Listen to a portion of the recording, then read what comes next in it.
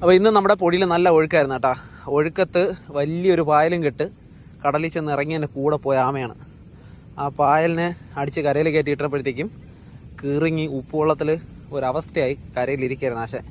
പിന്നെ ഞാൻ ഇപ്പോൾ കൊണ്ടുവന്ന് ഫ്രഷ് വാട്ടറിൽ മുക്ക് മുക്കിയപ്പോൾ ഒരു ചെറിയ ബോധം വെച്ച് നമുക്കിതിനെ ഇവിടെ വല ഇട്ടിട്ടുണ്ട്. വലയുടെ തൊട്ട് മേളിലായിട്ട് ഇറക്കി വിടാം, ഇല്ല അടുത്ത് നേർച്ചെന്ന് വലയെ കിടക്കും.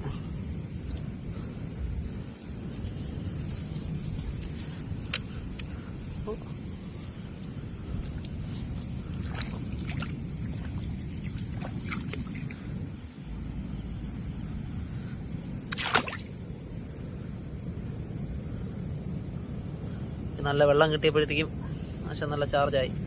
ഇത്രയും നേരം തൊട്ടിട്ട് പോലും അനങ്ങിയിട്ടില്ല. നല്ല സ്ട്രോങ് ആയി പോട്ടെ.